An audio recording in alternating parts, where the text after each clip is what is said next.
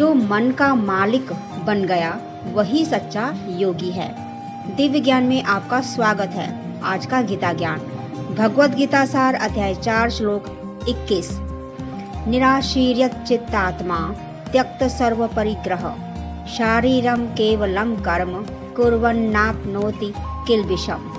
अर्थ, जो व्यक्ति इच्छा रहित है, जिसने अपने मन और इंद्रियों को वश में कर लिया है और जो किसी भी प्रकार के संग्रह से मुक्त है, वह केवल शरीर निर्वाह के लिए कर्म करता हुआ भी पाप में नहीं बंधता। इस श्लोक में भगवान श्री कृष्ण एक उन्नत योगी की अवस्था बताते हैं।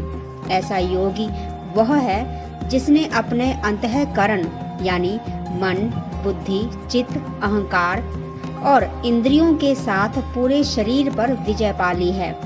जब मन अनियंत्रित होता है तो वह लगातार कल्पनाएं और आशाएं पैदा करता है। तब व्यक्ति मन के अधीन हो जाता है। मन जैसा कहता है वैसा ही वह करने लगता है।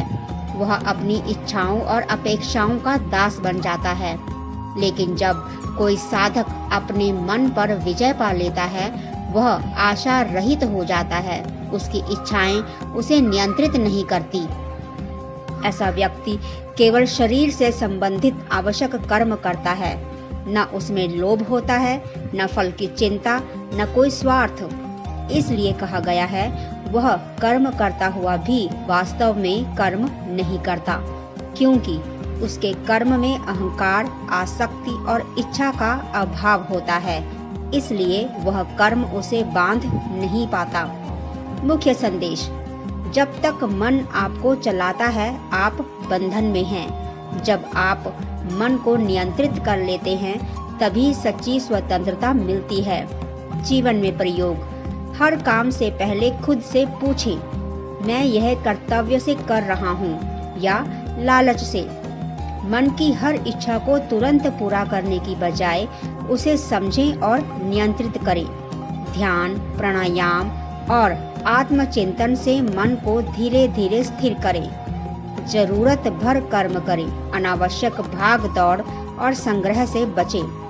संक्षिप्त सार: जिसने मन और इंद्रियों को जीत लिया, इच्छाओं को त्याग दिया, वह केवल आवश्यक कर्म करता है और कर्म करते हुए भी कर्म के बंधन से मुक्त रहता है।